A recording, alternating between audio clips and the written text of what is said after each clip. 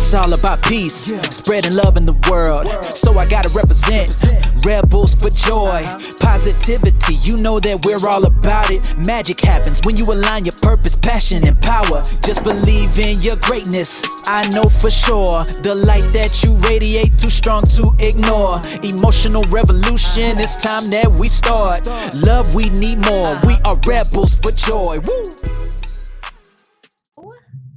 Hey, sister, welcome back to another episode of Rebels for Joy. I'm your host, Bonnie Kelly.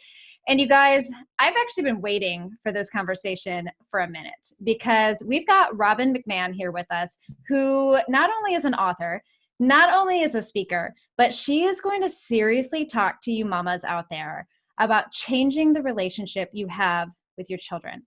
She teaches parents how to be more emotionally intelligent. She is going to help us with some of that mom guilt we all carry around and then dump all over our children under moments of stress and frustration. She's wrote a book called The Yelling Cure, and she's going to be here to get real with me. So, hey, Robin, welcome. Hey, so happy to be here. This brings me so much joy. Yay. Awesome. Pun intended. Amazing. Exactly.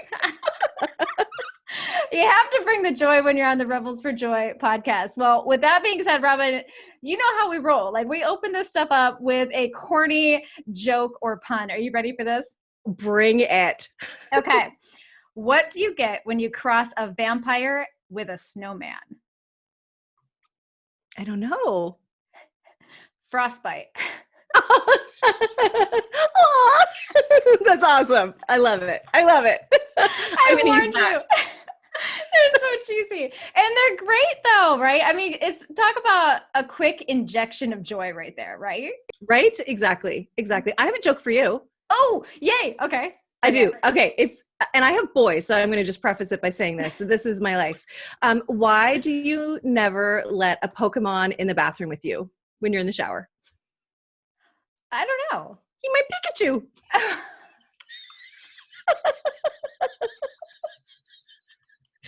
I have got to tell my niece that one. Maybe when we're offline, I'll tell you another one. Oh my gosh. All right, I got to try to compose my thing. We've got a job to do here, Robin. We do. Okay, I'll be real. Okay. Well, the reason why I've been so excited for so many different reasons to have you on here. Number one, when we first met, I'm like soul sister extraordinary. I'm like, I love everything Robin McMahon. I'm a new mom, as you know. So I've had my ups and downs, right? I've been doing a lot of work to recognize how, even though I've done a lot of work, to still realize that I've got a lot more work to do into unhooking from a lot of the conditioned programmings that I have. Yeah. So let's just dive in. Tell us a bit about who you are and what's kind of put you on this path to becoming the Yelling Cure mom. Yeah. So I come from being a yelling mom, a really angry mom, a really ashamed of myself mom. You know, when I first entered into the world of motherhood, just as I, became pregnant, and, I thought I knew myself really well. I thought that I would be like Mother Earth and bring all the children to me. Bring me, your babies, I shall care for them. And then I was like, I cannot wait to get out of this house. I want to get away from this kid.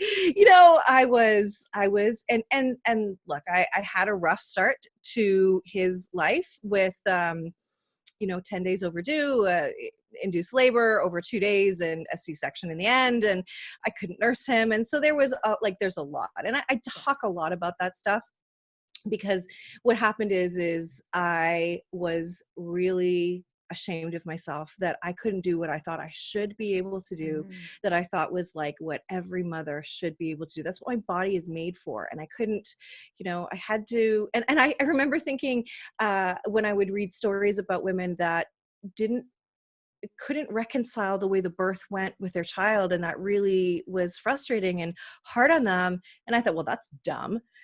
And then here I was, right? Here I was. So it just set me up for really years of feeling bad about myself and feeling like I wasn't a good enough mom. And then when my son would, have a behavior I didn't like, I would blame myself for it. And so I was in a really deep depression, and I yelled a lot because I was angry and frustrated, and I hated myself so much that I thought I would leave my family. I thought I might even leave the earth because I couldn't handle the way I felt. But I also knew that that wasn't the solution for me. And so I went in search of finding a new way to be and to relate to and to connect to my kids, because above all else, I'm a love bug. I love love, I love people. I love my babies. I love my husband so much. And it wasn't an option to leave. So, and I had to fight to find the right thing. I had talked to psychologists. I read books, I had a lot of things that didn't work. Yeah. Until I found peaceful parenting. Yeah. And it changed everything for me. And I hired a coach for myself. And that is where the transformation began for me. And I couldn't deny it. So I had to do it. That's why I'm here. Amazing. There's so many things just in those few minutes already. I can't tell you how many moms that we talk to that actually hide from this truth that you're sharing right now. They feel so ashamed about themselves and how this fantasy, right? Like this Cinderella fantasy where a Prince Charming came and, we live happily ever after, and not realizing that every Disney movie ends where the relationship begins. Yeah, where the hard stuff starts. Right? And so you have these illusions, and especially for people who have had any hardship in their past with their parents, think I'm going to do it so much better. And then in those moments of crisis and in those moments of stress, so they find themselves kind of reverting back to these old behaviors. Yes. So let's dig in this a little bit, because this is really a time that robbed you of a lot of joy. Yeah. And sorry, can I just say something? Yeah. What you just said is really important, that you default back to old conditioning. So really what I teach is the first thing we need to do is we need to go back. We need to go back and just look at the way we were parented. We're not, I don't want you to shame your parents, criticize, blame them. They may have been horrible parents. They may have been wonderful parents, but we need to just go back and just make sure that there aren't any unhealed wounds or any hurts that are left there, because what will happen is our kids are the mirror back to us for what we need to heal in ourselves. And, our relationships are that way too, but our kids do it in such an intimate way. Yeah. So we need to look at the way we were parented, because if you don't, you will default back to that because it's just your unconscious mind, right? Mm-hmm. But when you are intentional in your parenting, and intentional means that you choose the way you think about your child, you choose your thoughts, you choose your actions, you choose your behavior as well. Being intentional is really important, because that is what puts space between your old conditioning and the way you really want to show up as a parent. You guys can't see me right now, but I'm like taking all of these notes, and because I'm like, we're going to talk about that. We're going to talk about that. We're going to talk about that. So I'm like, all right, good. Way to bring it, Robin. I love it. Thank you for that. Cause I'm like, okay, we got to chase about 6 rabbit holes from this point on. I love it. But before we get to this, so I got my notes. I really want to know, so back to that story for a minute, because you're in this darkness, right? Where a part of you probably, it sounds like, doesn't even wanted to admit at the time at how dark it was or how much you were struggling, right? No, because my default setting is to be pretty bubbly and happy. Yeah. And so I would go to work and be one way. And that was not fake. It was authentic. But at home I struggled, and I would hide myself away from other people. Yeah. And I know that you're not alone, because I experienced that after I had Evelyn. I didn't realize how much postpartum depression I had. I had no idea that I even had it, because I'm a coach. I'm extremely bubbly. I'm one of the happiest people I know. Yeah. Okay. So for me to have these moments where I actually thought about driving my car off the bridge and not connecting the dots between like, oh, hey, Bonnie, that is postpartum depression. You might want to, get some support here. And then just kind of like brushing it off. It's so easy to dismiss it and allow that to unfold. So for you in that moment where you were, kind of denying, you're trying to pull it together, you're trying to get back to your old self, when was the turning point? Like, what was the aha that just woke you up and decided like this stuff has got to change? Oh, it was when my dad died. Yeah. And my son is a lot like my dad. So I have 2 boys, and I'll just say that it's my oldest, most beautiful, wonderful child, who is my greatest gift and my biggest challenge. He's the one born, 10 days overdue and so on. And yeah, my dad died, and it was a long process, we knew, and I kind of lost my mind. It's like I was already depressed, and then I had to, be there for him and watch that unfold, which was heartbreaking. And I needed to. There's a song lyric that I love. I had to, and I think it's Tom Cochrane, or it's Blue Rodeo. I don't know which one. Sorry. Maybe I should find that out for you. But I had to kick at the darkness until it bled daylight. And so I just was like, no, I need to get this back. I will not let my life be like this. I will not be this unhappy. I just won't. I cannot be this unhappy. Yeah. No, I won't. So. I can so relate to this so much, because all of us have these moments, these different things, different experiences. So maybe if you're listening that you're not, maybe this isn't your struggle right now, but I still invite you to really sink into this, because we're talking about something that is just robbing your joy, and we're putting on these masks and pretending that we're fine and really going through the motions. But if we're really still and we're quiet, we start to recognize that we're miserable, or we're not happy. We're not being, the truest version or that greatest version of who we are. And so, Robin, thank you so much for sharing that. I know how challenging that had to have been, but what a powerful wake-up call, because that ties back to the thing you said, is that our children are mirrors for things that are unhealed with our parents. So connect those for me. So, okay. Yeah. So, it comes down to triggers. Why are you triggered, right? We operate from the place we were hurt the most, right? Most of the time that's going to be in childhood. And so for me, one of the things, and it does relate to my dad, he never listened to me. He dismissed me. He would say things like, well, what do you know? As a teenager, I would say things and have ideas and want to share them. And he would scoff at them, right? And just like, and so then when my kids weren't listening to me, I would rage.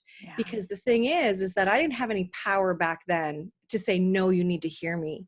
But now I'm the boss, and I'm with my kids, and how dare you not listen to me? And so I was yelling at them, but I was yelling at the wrong person. Yeah. I wanted to say that to my dad. I wanted to do that to my dad. I wanted to scream at him and shake him and say, like, you need to hear me. I have important things to say, and they may not be the same as what you think, but it's okay. I still matter, right? That was what I was screaming. And that's what we do. So I know you've worked with thousands of other parents and other people who have had these similar connections. What are some other mirror connections that you've noticed in working with some of your students as well? So this is a great one, right? Is that you witness for yourself that you are wanting, like you're unconsciously yelling at your children because there's a part of you that just never felt heard, and you just feel that you need to heard, especially when they're not listening. Right? What are some other ones that you've maybe experienced or worked with some other people on? Yeah. Boy, there's so many. One dad that I worked with, he was talking about how his family would never feel anything, and they would just have sarcastic remarks. And he found himself super triggered, but also the way he would handle things with his own kids would be flippant and sarcastic and almost cold. And so it was like, okay, like, let's talk about what you're actually feeling around this. Right. And that is a challenge, because we don't often bring boys up to feel feelings and articulate their feelings, right? It's like you get mad, glad, and sad. That's pretty much all you get. Girls, we get like a cornucopia of words to describe our feelings, but boys, not so much. So that was a real challenge and an eye-opening for him that it's like, oh, that's why I do that, because my parents always did that. And we never talked about our emotions ever. Yeah. I find that so, so unfortunate. And luckily I hope, like I'm witnessing that the cultural shifts that are happening now, right? Where, we're starting to recognize that men do have a lot more emotions, and, telling them that big boys don't cry and, suck it up isn't working. And then also on the other side of it for women, where we were told that we're too emotional or that our emotions were bad and being shamed for that. So what I'm hearing is that a lot of these conditionings, a lot of these things are what triggers us to become these yelling monsters. Is that what I'm hearing? Definitely a lot of times. And we don't even know why we're yelling sometimes. We don't even know why we're so angry. Yeah. But the reality is that somehow we're feeling trapped. We're feeling unheard. We're feeling unvalued. We're feeling disregarded. And those are not good feelings. And look, there's a reason why my triggers are different than your triggers, because we had a different experience. Yeah. And, what upsets my husband doesn't necessarily upset me, so why is that? Right. So we got to look at his experiences. We got to look at mine, and we, and now what I do for my kids is I talk, and it sounds a little corny, but I talk in the language of feelings and needs. I'm like, hey guys, like I am so tired today. Like I might sound grouchy, but I don't mean to be. I think I might need to go and lie down to take care of myself, or hey guys, I'm feeling really silly today. Like, hey, can we I want to play. Like, what do you guys want to do? Let's have a picnic on the floor. Let's build a fort, stuff like that. So it goes both ways. I love it. So I was mentioning to you before you got on the call, and I didn't dive into the story, but so I jokingly said this morning that I deserved the worst mom of the year award for my yesterday. And luckily I was able to connect the dots, but I would love to hear what you think on this as well. So I found myself, my husband told me first thing in the morning was, oh, I'm not going to be here tonight. So you're going to have the kid all evening and half of the afternoon, because I only work part-time. And so I have like my work day, I'm stressed. I had this horrible migraine. I realized that I hadn't left the house in about a week, except for to the gym. I went to the gym. I'm an extreme extrovert. Okay. How my needs are met is through interaction with humans. Okay. So I had found myself waking up, going to the gym, not talking to anybody, coming home, showering, coming out into my she shed, working out here, or working all day here, coming in, grabbing the kid, and then being at home for the rest of the evening, going to bed, waking up, doing the same thing. And so of course, like I'm feeling suffocated, not recognizing that I'm actually a little bit depressed yesterday. And then I have the baby all evening, so I have no other human interaction. And I find myself, she starts getting a little mischievous, like towards the end. She's 16 months, right? So I'm pretty sure that's like their middle name. But towards the end of the evening, she was just being mischievous, and she pulled my hair. And I found myself screaming, "What the F is wrong with you?" And I'm like, hey, I don't curse in general. Okay. And I'm like mad at my kid for doing this thing that she's just trying to get my attention. Yeah. So what are your thoughts on that? Like, I mean, okay. First of all, we have to stop shaming ourselves. We have to stop saying, I get the worst mom award, worst mom ever award. Failures and mistakes are a part of what it is to be human. And we have to just allow ourselves that grace and self-compassion. That's what self-compassion is all about. Knowing that to be human is to be flawed, right? So please don't say that. It's okay. It's okay. And I know it probably scared you and jarred you, right? Because that's not you, right? So what I do in those situations is say, okay, stop for a second and just say, like, whoa, what is that about? Yeah. And actually, I love anger. Even though, I've come through being a really angry mom, I still am an emotional person.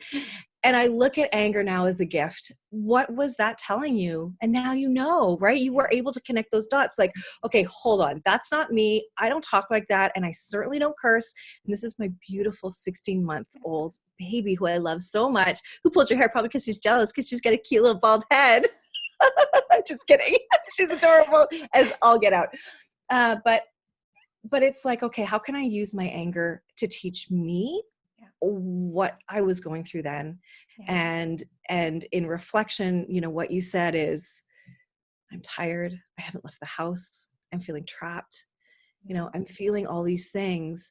And until we address those feelings, we can't really move on, or we shove it down. And maybe that was part of what was happening with you too, is like you were, just like shoving stuff down because stuff's got to get done, right? You got this podcast to launch. You've got like, you're doing it, right? And then it explodes when you don't get your needs met, right? And I talk a lot about needs, the basic needs of a child and our basic needs as humans, as moms, as parents, right? And we need to get our needs met because, as you just demonstrated, it's number one in managing anger in your home, getting your own needs met. So we need to stop feeling bad about it, avoiding it. We just need to go and get our needs met unapologetically because we do it for our kids. Right? Now, I really want to inject here for a second because I want every mom who's listening to just soak that in for a moment. I really want you to soak in on that because I can't tell you how many people I talk to who don't even take the time to go to the gym because they're not prioritizing themselves. And then they find themselves in the shame spiral about their weight, about their body, about how they feel and their health, because they should be doing all these things. And I mean, should is a form of shaming. That's what I'm always saying, right? Totally. Like if you're shitting all over the place, guys, you better stop because it's starting to stink, right? Yeah, exactly. I'd say that too. Don't shit all over me. This is why we're friends. Exactly. We're just shitting all over, guys. Oh, and I love this because the first thing I did this morning, just to wrap up my end of it, the first thing I did this morning is making that connection yesterday, taking a deep breath, because after I yelled, I realized I'm like, what in tarnation is actually happening here? I start connecting all these dots. My husband's out working. I'm not getting my needs met. I'm not feeling stimulated. I'm feeling, like just kind of like feeling choked. And you can't conversate with a 16-month-old. Like the most she can say is cat, dog, and mommy, right? Yeah. It's not very stimulating, guys. She's amazing. And she's my best friend. And I love this kid to pieces. And we don't have really, really awesome, deep conversations yet. So this morning, the very first thing out of my mouth when my husband, he asked me, he's like, how was your night last night? And I said, honestly, I didn't have a very good night. And I said, I really need this. I'm recognizing that I need to get involved in the community some way. Before Evie, I used to be a part of a nonprofit. I used to be a part of the chambers. I used to do all these things. And I didn't recognize how much that stuff, how much I needed that stuff. And so the first thing he said to me this morning, he's like, go get it, girl. Find your thing. And I'm like, okay. Oh, and you're so lucky to have a spouse who is like that. And not every parent does. And that's hard. Right. And so if I can offer something with that, and in terms of taking care of yourself, I don't think taking care of yourself is a spa date necessarily. It can be like I'm not shy about saying I love that, but it can also be a cup of tea and putting your feet up, or watching a show, or going for a walk, or seeing a friend, or it can be small. It can be small, but it's got to be something that brings you joy. That's what we need. And joy is our innate state. That's our default setting is joy. We want to be happy. We want to feel good. And so we need to invite it in by being intentional about it. And hey, how about instead of scheduling our lives based on things we have to do and places we have to go, how about we schedule in rest? Yeah. How about we schedule in intentional joy even? Like I'm doing this because it makes me happy, And that goes back to that intentionality you were talking about in the beginning. It's being so intentional, not only about, I loved how you said how I think about my child. Okay. I really want to unpack that nugget because I was like, I don't think I forgot about it. I'm like, it's a big one. Yes. So being intentional, not only about how you talk, but how you interact with your children, taking care of our own needs, being intentional about your needs, your wants, your desires is what she's saying here. And I'm going to just say, like, I'm raising the roof with a hallelujah on that. But also how your mindset is, because let's unpack that for a few minutes because it starts in there, right? It sure does. And let's talk about mindset, because here's the thing about it. 50% of your happiness is based on your genetics. Okay. So just the way you are. 10% only, 10% is dictated by how much money you have, how educated you are, whether you're in a relationship or not, whether you have whether you're well or sick or that sort of thing. 10%. The rest, the 40% chunk, is all mindset. So we can choose how to be. We can choose it. And let's just talk, like, our thoughts are not facts.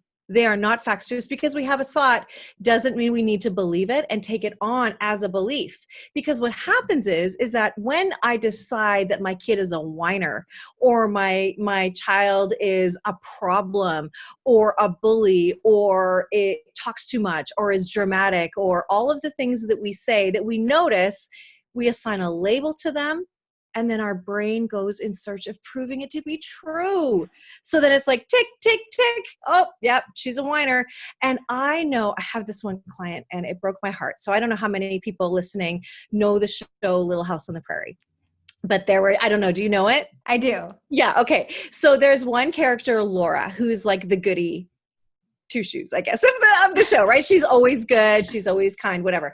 And then the opposite of her is Nellie, who is this mean girl and a bully, like definitely a bully. And my client grew up with her parents calling her Nellie. That was her name, was Nellie. And she told me that in her head, she was screaming, but I'm Laura. Like, talk about being misunderstood. Talk about, oftentimes our kids' behavior is temporary. Most of the time their behavior is temporary. So then if we assign a label to it, it can last them for a lifetime. And we haven't even realized that we no longer, that doesn't even fit. And we have dishonored them and stopped us from seeing who they truly are. And that record that plays in our head, it comes from that. It comes from what our parents say to us, what people say to us. And it's not the truth. Yeah. Right? Yeah. So we have to not label our kids. And I have a whole, I talk about reframing the way we see our kids and not choosing our thoughts, creating new empowering thoughts that will help us instead. That's a really important thing that we need to do is when you see your child differently, you see a different child.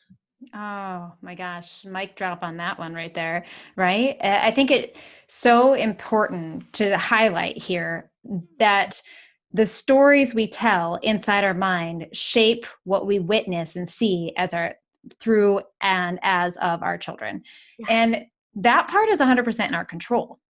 Exactly. Right? Like, we can't necessarily always control their behaviors or their reactions or anyone else's, but we have 100% control of the stories that we think, and then thus the words that will follow, because the words follow the story, the thoughts, and the meaning we give to it. And when we can stop labeling our children's behavior and saying that they are this thing. In fact, I've got an awesome example of this. So one of my girlfriends, her daughter's a little bit older. I mean, she's like 4 and my daughter was 2. And she was kind of like roughhousing a little bit and, just basically telling everybody what to do is what she was doing. And she's like, I'm sorry, she's so bossy. And I said, or she's going to be a remarkable leader. Mm-hmm. Mm-hmm. And it was like this, all of a sudden she just like, you could see mom like click and she's like, oh, those are good leadership qualities. But it was like the whole mindset of how she viewed her daughter shifted with that one reframe. And it was just mind blowing. Yes. Oh, that's huge. That's really huge. Yeah. And I mean, this is real on a brain level too, because we actually create a neural pathway in our brains too. And so we will default to that thought in our brains too, right? Like, she's so bossy, right? And we can speak 125 words a minute, but we can think 1,400 words a minute. So the amount of time you say it out loud, every time you see her, oh, she's so bossy, and you say it over, it's like a super highway of thought, these neural pathways that we build in our brains, but they can change because our brains are also use dependent, right? Yeah. And brain science is huge and really important in understanding your kids too, right? And what I'll say is that if you are faced with a behavior that you don't like in your child, before you go to label it, what I would say is, why? Like, how come you're doing that? I wonder what's going on with her. Yeah. I wonder what his needs are right now. You Mm-hmm. know, that's what Yeah. you can do Yeah. to stop yourself from labeling. Mm-hmm. It's kind of like a pattern interrupt, right? It's like what Tony Yeah. Robbins always says, we need to interrupt the pattern. So interrupting the freeway, like actually like put a construction zone in the middle of that freeway. Yeah. Or so we can have that. You even mentioned like creating space between, you know, the thoughts and the reactions, or the thoughts and the words that are there. So this is very rich here, because I think when we start to think about the neural pathways we're embedding in the children, this also starts to allow us to have maybe a little compassion for ourselves for the neural pathways that were unintentionally installed in our minds. Yeah, I like that. Yeah, absolutely. Absolutely. And I think you can challenge your thoughts. Like, is that really true? Is it true? You know, Byron Katie does a really good job at that. She has a list of questions that she asks. Is it true? And your autopilot default is going to say, yeah, it's true. And then you say again, is it really true? Well, maybe not. You know, and then she also says, who would I be without this thought? Yeah. What would life be like without this thought? Oh my gosh, it's so powerful, because if we can start to make those connections, and then also start to make the connections of where the labels that have been put on us, like became our identifiers. Yeah. And because how many of us were told that we were either bossy? I was told over and over again I was a know-it-all. Ugh. I was just curious. Yeah. And I'm also kind of a natural born leader. Go figure. Yeah. So I like to give my opinion. I like to be involved in the construction of the outcome. Yeah. But as a kid, it was that I was a Mrs. Know-it-all. And, you know, I was told, who are you? You're never going to amount to anything. And who do you think you are? And like all of these like dysfunctional thought patterns that I've had to work through as an adult to reframe and to change, because they did become my identifiers. I didn't go into business for the longest time because who do I think I am? Yeah. And who's going to want to listen to me? And I'm never going to amount to anything. So all of those things played out. And that as a result of unconscious parenting. And what you're talking about here is not only conscious parenting, but you're talking about very emotionally intelligent, which if those of you who don't know that word, okay, like I happen to be an emotional intelligence coach. That's actually my label. So it's something I geek out on a lot. That's why I love you so much, because I'm like, yes. Yeah. But emotional intelligence is just your ability to understand what you're feeling, why you're feeling it, and how your feelings are affecting you and those around you. So what you're saying here is just that we have to enhance that intelligence of thyself so that we can separate these dysfunctional behaviors from our parenting styles. Absolutely. And you know, there's a couple things with what you just said, if I can chime in on, you know, we don't know what those labels will mean to our kids later on either. I mean, you are, Bonnie Kelly, a gift to this world. And having your parents, as much as they, you know, whatever was going on with them, you know, I'm sure did not mean to hold you back from shining your light in this world. But it does create a ripple effect throughout our lives, right? And so I'll give you an example from my own life, if that's okay. Yeah. I remember this clearly when I was young. I was probably like, I don't know, 4. And we always had water for dinner, and this like water with dinner. Wait a second.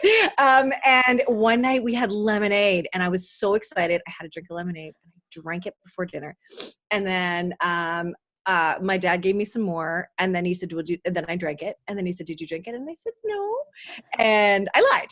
And which kids lie for self-preservation, right? Anyway, so that label stayed with me, that I'm a liar, that I'm kind of manipulative, right? And I knew in my heart, like, I'm not a liar. I'm not a con artist. I'm not a, you know, like, those are the kinds of words that were, my dad would say.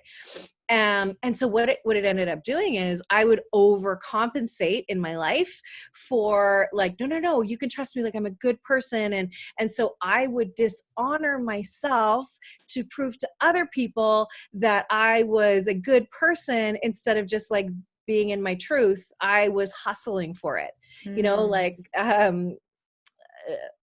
Brené Brown says, right? I was hustling for my worth because I didn't want anyone to think that what my dad was saying. And this lasted a long time. I He always saw me that way. So then that's how he sees me, but then that's what affected me. And I became this people pleaser, and it totally threw me Yeah. off. Totally morphs. It hurt my confidence big time. Yeah. So, we owe it to ourselves, and we owe it to our kids to be really careful Yeah. the way we see them, for them, but also for us too. Yeah. So this will bring me to, there's two main places that I want to go in this last little bit of our show. Okay. Like number one, I want to talk about some tips so people can begin to change those dynamics within themselves. I mean, you've already laid out quite a few of them, so maybe we'll just like highlight them again here. But the other part too, is I really want to break through a limiting belief that I'm sure a lot of our listeners have, that they're already damaged. It's too late. I've already, the worst has already been happened. There's nothing I can do now. Oh, okay. Let's do this. I'm excited. Okay. So the fact is that our brains are use dependent. They can change and grow at any time. Mm-hmm. So that means that it's never too late. It's never too late for you. It's never too late with your relationship with your kids. You can always repair a divide in your relationship. You can always create, conflict is something that's always going to happen in relationships, but you can always reconnect. It's always something you can do. And your other question, just on how do we break through these limiting beliefs? I think we have to just stop. I think we need to stop going a million miles a minute and just slow down for a minute and just ask ourselves, or just be curious even. Just say like, I wonder why I'm feeling this way. Yeah. Or I wonder why my child's doing this. Yeah. Because it's very important that everybody knows that our kids want to please us. They want to get along. They want to do the right thing. And if they aren't, it's because they have a need that isn't getting met, or an emotion that isn't validated, or they don't have the skill that they need yet to do the thing that you want them to do, right? So we got to manage our expectations too. Yeah. So if your child is acting a certain way, we just got to ask why and get to the bottom of it, right? And show them empathy and compassion. Because the other side of things is that they come into this world without a fully grown brain. They come into this world with just basic survival. Then they grow their emotional brain, and it isn't until they're 7 that they start to grow the prefrontal cortex, which handles rational thought, reasoning, problem solving, like all the stuff that we want, empathy, compassion, it's all there. And that doesn't stop growing until we're 25. Yeah. So it's a long road ahead of us. So we need to give them grace. We need to allow them to make mistakes. Mm-hmm. We need to just guide them and teach them lovingly and patiently. And also, at the same time, we need to give them structure. This isn't a free-for-all. They don't walk all over us. We need to give them structure. We need to be the boss in a loving, non-dominant way. Yes. Right? So yeah. I hope that answers the question. Yeah, so much so. Because I can't tell you how many times I hear, I even heard my best friend say that at one point about her daughter is too late. And it just broke my heart that defeat is, I just can't do anything about it now. And I like to remind her that it's like, look, I said, my dad and I never had a relationship until I was 21 years old. And wow. I didn't know him. We were abandoned by our real father when we were younger. My parents went through a horrendous divorce. It's a whole nother story. We don't need to go into that right now, but it led to like me meeting my real father for the first time when I was 18, because we were adopted, and then getting to know him and starting a relationship. And I said, if I can form a relationship with someone that I hated for abandoning us, and now to this day is my best friend, it's not too late for anybody. So really not. I felt so intuitively that we needed to make sure to speak to those moms who are feeling like, well, it's too late. I have adult children. They already hate me. It's like, sister, it's never too late to be the real you. Mm-hmm. And allow that to shine through. Absolutely. And, there are steps. There are some steps that I talk about too, even about how to repair a rupture in a relationship. And, we do have to own our stuff, right? Yeah. We do have to own it as well. Like, we can't just expect the other person to come to us, but we've got to own it, and we've got to give them empathy too for what they must have been going through. Right. Yeah. And it is a process. It's not easy, but boy, is it ever rewarding, because we need connection, and who ever goes out to have children only to not have a relationship with them. The parenting that we do now while our kids are young is so that we have a close relationship all of their lives, not just till they're 18 and they leave us. No, it's forever, right? We want that. And it is so worth the effort, because talk about joy. Oh, there is nothing to me that feels more joyful than when I'm with my family and we're all having a great time. That is like, I am floating on air. I love it so much. Yeah, right? me too. Totally. She is, like I said, Evelyn, even in my world, is already my best friend, and she's not even able to say more than mommy. She doesn't even know my real name. And she's like already my best friend. I'm like, that's love right there. Love. Oh, I love it. It's so All right. So let's get into some quick tips. Like, tell us about some steps, because I know you guys, like, if you're listening to this and you are struggling, like, Robin is a parenting coach. She has programs. She has a book. There is support here for you. So, like, I don't want this conversation to stop if this is what you need. You guys, as a Rebel for Joy, like, we are bringing and cultivating a community of other people that can support and lift you up. So if this is a pain point, if this is robbing your joy right now, and you need some relief and some love with this, like, we're going to have her in all the show notes. She's all over the place. She's got a free, awesome gift for us as well. So I want to just preference that as she's going through these quick tips, because I'm sure, girlfriend, you're listening to this in your car, you're at the gym, you're like on the go, like, you might not have time to take some notes. totally, but we've got right? you. Yeah. Okay. So, the first thing I want everyone to do is I really want you to slow down and just pause, right? I really just want you to do that, because it puts space between what your child is doing and what you're about to say or do, right? And we often, in the moment, again, that's about being intentional. We've got to slow down to be intentional, because it stops you from saying something that you can't take back, stops you from doing something that you are going to regret. And I'll tell you, I know what living in regret is like, and living in that shame cycle, where you do something, you feel bad, or you sort of willpower it through, then you feel bad, then you get mad, then you yell, then you regret it, then you say you won't do it again, and only to just repeat that cycle over and over again. So you just got to slow down. You got to just pause, take a breath. We know that the breathing will help you to calm down. It will calm your nervous system down. The other thing is, be curious, right? What is going on with you? How come you're not happy? How come you like, even if your child is older and says, like, get away from me, it's like, okay, so you must be really upset. Like, how come? Right. And speaking in the language of feelings and needs is so important. Understanding emotions. And if we weren't taught how to understand our own emotions, we've got work to do, right? We've got work to do so that we can show up for our kids. Because to your point with emotional intelligence, you've got your IQ and then your EQ, right? Your emotional quotient and your IQ. And I'll tell you what, you can be the smartest person in the room, and pardon me, but if you're a dick, nobody wants to be around you. Nobody wants to be in relationships with you. Nobody wants to, like, you're not going to get the promotion. So I don't care how smart you are. It's not going to work for you in life, right? So we've got to help our kids grow that emotional intelligence so they can relate to others and to themselves. And I know I'm speaking your language. I know that's all what you're about. So really, really, really getting on board with emotions, asking what kids are feeling, and asking yourself, what am I feeling? And knowing that our kids are never here to manipulate us. They're never here to try to drive us crazy and purposely push our buttons. I hear that all the time. Like, my child is trying to make me crazy. They aren't. They just aren't getting through. They're not getting what they need. Yeah. And basic human needs for a child are not like, I need a balloon, or I need a lollipop, or I need you to take me to the store and buy me something. That is not at all a need. They need attention. They need affection.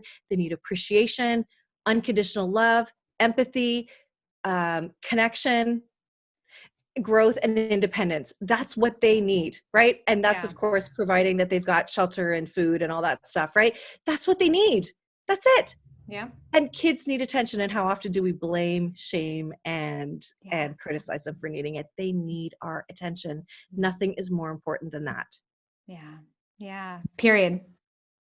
Period. And there's so much more depth to this, you guys. Like, I feel like we're going to have Robin back to dive into these topics even further in the future. So, make sure to let her know what you thought about this. Make sure to comment on this podcast, to subscribe. And then Robin, where can people connect with you?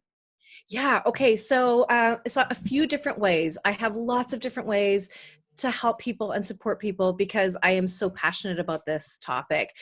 One is my own podcast, which is Parenting Our Future, and that's available on all podcast platforms. I also have a book called The Yelling Cure, like you mentioned, and you can just go to yellingcure.com. Yeah. yellingcurebook.com. And then I have a free Facebook group as well. Yeah. So if you go to groups, it is Parenting for Connection, and it's FOR Connection. So go to Parenting for Connection and you can join the group, and it is filled with parents who are kind and loving and understanding and supportive. It is a beautiful group, and I'm there to moderate things. I have a once a month live talk where you can ask me any questions that are specific to what's going on with you, and I'll give you answers and support, and also give you other ways to be supportive through some courses that I might have to offer and different things like that. So I'm here to help you. I'm here to support you. And of course, I do work with clients one-on-one as well. Yeah. For people who really want that one-on-one support. It is just such an honor to be invited into people's families to help them on their journey. I am so honored by that. Yeah. Well, we're huge fans of yours, Robin. I am so grateful that we've got to connect because you are just a soul sister, right? I've just been obsessed gobbling up every parenting book I can find. And so when I got to connect with you, it like made my week, if not month. So thank you. That means so much to me. Thank you. So in wrapping up, we got two last little things. Number one, we want to know, what does being a rebel for joy mean to you? And lastly, we'd love to hear you loud and proud declare that you too are with us on this mission. Oh my gosh. Being a rebel for joy means that I get to make other people happy too, that I can feel it in myself. And I just want to be like a joy instigator. So that is like my mission in life, to bring joy. And even when I'm parent coaching and I'm talking to people, like, I think it still can be fun. It's serious, heavy stuff, but it still can be fun. So to me, I just love spreading love and joy. So yeah, well, and I'm going to concur that, because you're a woman who walks around with a big old button that says love on her. And she's just like, I am just radiating this stuff everywhere. Like, you get some love. I'm the Oprah Winfrey of love. You get some love. You get some love. You get some love. It's true. It's a giant pen. But I love the love. So what can I say? Awesome. All right, girls, if you don't mind, declare it loud and proud that you are Robin McMahon, and you are what? I am Robin McMahon, and I am a rebel for joy. Yes. Thank you so much for being here, guys. And thank you so much for listening. I know this is a little longer episode, but it's just too good to stop. So make sure to comment, subscribe. All the details you need about how to find Robin is listed below. And thank you again for being here, a part of the revolution.